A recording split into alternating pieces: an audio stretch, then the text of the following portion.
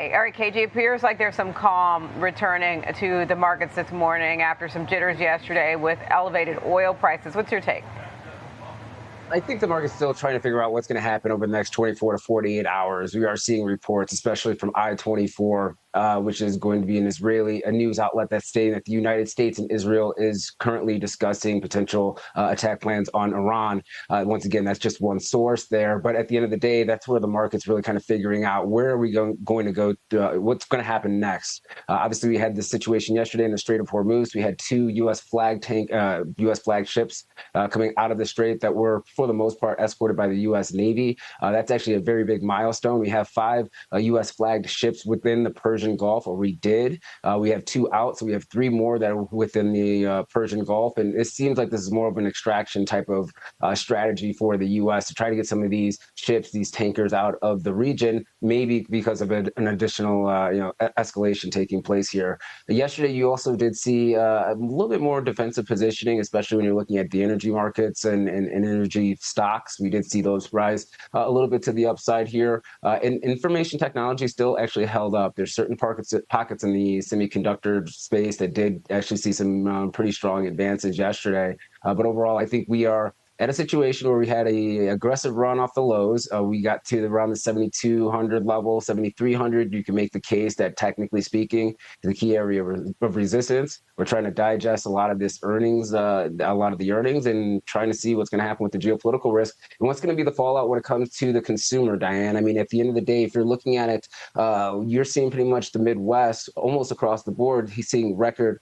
prices, especially when you're looking at diesel from Michigan, Illinois to Wisconsin. There's a couple of more that probably will actually show and reflect the highest diesel prices that they've ever seen at the pump over the next couple of hours or even days. And so that's also going to have an impact when it comes to the economic data moving forward. And once again, we're just trying to digest all this information and see where we can go from here as far as the narrative.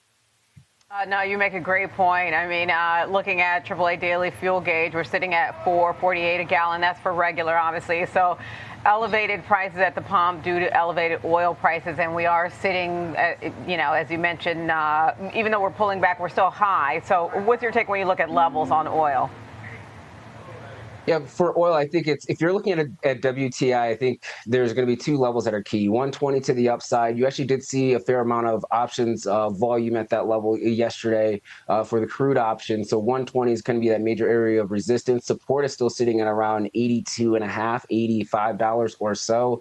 And I think the market's going to try to either trade in this range or try to break out higher. I mean, this situation is probably a lot more of a disruption to the global economy than what we saw back in 2022 with the Russia-Ukraine conflict. Especially yesterday, we saw the UAE getting hit, and they had their only major oil export facility getting hit yesterday as well. And then we have the situation here in the United States where we are seeing a massive drawdown when it comes to the SPR.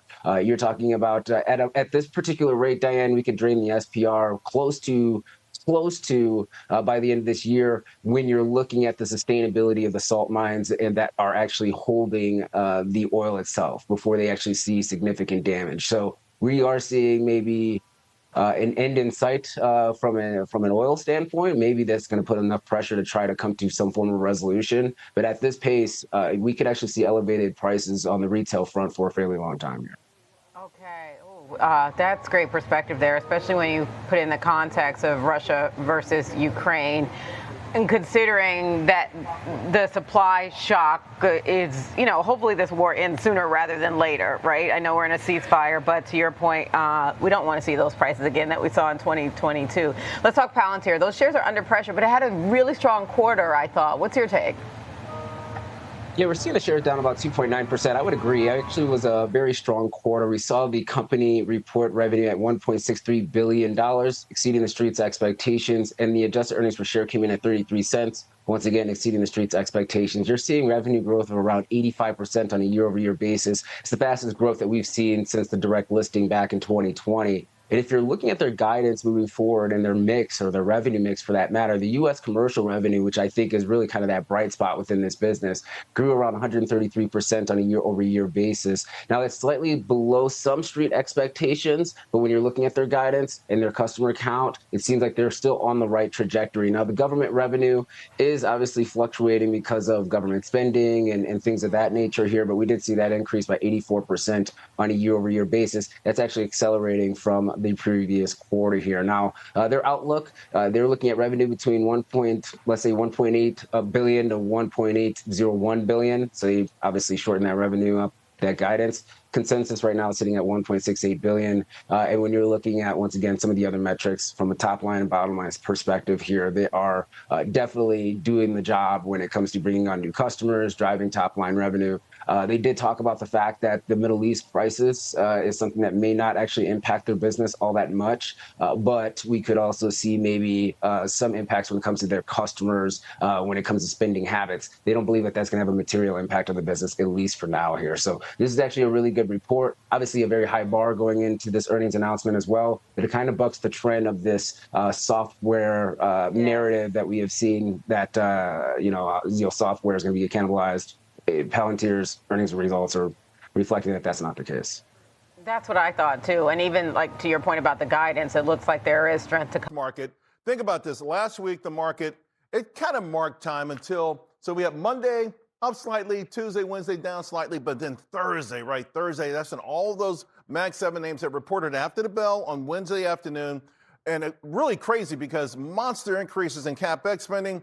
At some point at Wall Street hated that. They loved it. Apparently they liked it again because we made a big move on Thursday. We had a pretty good, decent move again on Friday. Again, Apple reported after the bell Thursday. Now, speaking of earnings season, I got to tell you, this has been one for the ages, led by technology. Technology stocks, 94% have beat on estimates, 97% have beat on sales, but overall it's been absolutely phenomenal. 74% for the S&P on earnings, 78% on sales. It doesn't get any better than that. So consequently, earnings revisions have erupted. I'm talking erupted, folks. Look at this right here. You see that light blue line? Those are your first quarter earnings revisions. Let's just say that is the definition of parabolic. Look it up. You'll see this chart, parabolic. Of course, the wealth that's being created in this market, it's just beyond mind-boggling. Again, a parabolic chart. And these are U.S. private sector financial assets relative to GDP. Essentially, where the markets are 7 times what GDP is. And it's just absolutely amazing. And one of the reasons this is happening is that the nation is in building mode, from building wealth to building data centers at a breakneck speed. In fact, this is something I don't think we've ever really truly seen before. Another example of it this morning, we got factory orders that came in at 1.5%. 3 times what Wall Street was anticipating, 3 times. So remember last week also, U.S. manufacturing turned much higher. Again, this is on a breakout, folks. And look how many years back you've got to go before you've seen this. I think on the verge of yet another parabolic move. This is still, though, the building stage. This is still the infancy of all of this. The AI revolution will touch every business in one way or the other. Well, this is important because, by the way, you used the term reinvent 4 times, reimagine 3 times. And I was thinking, well, isn't that what you're doing right now when you spend $200 billion and you actually believe it's going to pay off? Yeah, well, I mean, to me, the really big capital expenditure bet that we're making is because we believe that AI is the biggest technology transformation in our lifetimes. It's going to reinvent every single customer experience we know, and altogether new ones we never imagined. And if you look at the pace that things are growing, I mean, I used in the letter the example of after the first 3 years of AWS, we thought we were growing really fast, and we were about $56 million in revenue. And after the first 3 years of this inflection of AI, or this incarnation of AI, our run rate's over $15 billion, 260 times what it was the first 3 years of AWS. And we thought we were growing fast with AWS. So when you have shifts that are this momentous, you want to make sure that you invest in such a way that you can pursue the opportunity as broadly for your customers as possible, as well as for, I think not just our customers will benefit, but our shareholders and the company as a whole will be a very different company 5 to 10 years from now because we're betting big like this than it would otherwise be if we were. The market's been ringing up new highs, really at a steady pace, right? But think about this. this last April, was one of the very best on record. But my next guest says this is all a disguise, folks. It's all about AI. AI CapEx more specifically. Yeah, you know what? I got to tell you, market breadth kind of underscores what he's saying, right? Only half the names in the S&P 500 are even above their 200-day moving average. I'm going to bring in David Nelson, Chief Strategist at Bell Point Asset Management. David, this is, the sort of bifurcated market, right? You'd expect the kind of numbers we've seen, that so much more participation. So for you, is it a red flag, or does it matter that it's only still, it's not the Mag 7, though. For a long time, it was only 7 names. It feels like it has spread out beyond that. It has spread out, and it is a red flag in a way. I mean, it's not terrible, that chart right there, but it's not great either. It doesn't speak to really what's going on in the market. It's kind of like a one-trade market, and that can run for quite a while. This is a very, very powerful investment theme. But, when 40% of the growth of the index is coming from one trade and a lot of your names have gone parabolic, right, you're going to need some shock absorbers, because what are you going to do when you do get that inevitable reversion to the main trade? So, for all the time we spend talking about near-term earnings growth, I started the show with that. I just saw something interesting. I'm going to pull it up from Goldman, sort of suggesting that the most important driver of equity valuations, not near-term earnings growth, but implied long-term growth. It is, and it speaks to what's going on in the market, because right now we're looking through valuations. What really matters is maybe even the second derivative of growth. If you're seeing that growth acceleration, then we're willing to look through that. As long as the fundamentals are accelerating to the upside, we're willing to pay up for that. Because Wall Street is always upset when you have non-profitable companies leading the way, and they're killing it this year. That's not the case this year. We got some really, really profitable. We do have some. We have on one side we have some, but we have some others that are just coming on that are benefiting from this AI revolution. You're okay with the mix of leadership? When it's a young company and it's an emerging company like that, but I don't like that when I see in software a company that's been around 15, 20 years and they're still not making money on a GAAP basis. All right, let's talk about how we can make some money. You like Borg Warner here. You say it's AI playing a play hiding in plain sight. Yeah, you look at this company and it's classified as an auto parts company. And of course it is. It's tied to the auto cycle. But just a couple of months ago, this stock went up 22% in one day when they announced this division, turbine generators. Hyperscalers are looking at this company. You're getting this at 11 times earnings, and you're getting a call option on a data center play. Looks like it's on the cusp of a major breakout. Let's talk. Let's move away from Borg Warner for a moment and talk about Baker Hughes.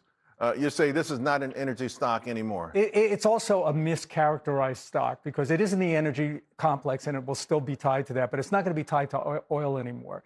They bought Chart Industries. That's going to put them on the cooling side of data centers. That closes this quarter. Got a $33 billion backlog that's tied to data centers. So you're not hostage to the. So even though it's broken out and it's at highs. It is at a high. Maybe you can pick a better place to get in, but this is a name I do not own, but I have to find a spot to get in on. All right, and I got to ask you about United Health because this became a lot of folks' favorite stock, and then it became even more popular when they found out Buffett was buying it last year. But they kept taking hits. Finally, they had a really good earnings report here recently, and it's coming on strong. You've got several reasons for liking it, but I'm going to go to the bottom of your list here and talk about risk, membership churn, cost trends, the continued Medicare investigation. This top part must seriously outweigh those bottom risks. It is a risk. There's a lot of hair on this, but you've got a new CEO who has literally purged the company. He's gotten rid of 100 of the top executives in this firm. It's up 33%, in a very, very short amount of time. Still way down from the highs. Size this accordingly. I'm not adding to this one, but this is a name that I got to own. I got 30 seconds, and I was looking through your tracker, and you had a lot of these tech names that have done extraordinarily well. I'm not sure if you're in them or, what do you do?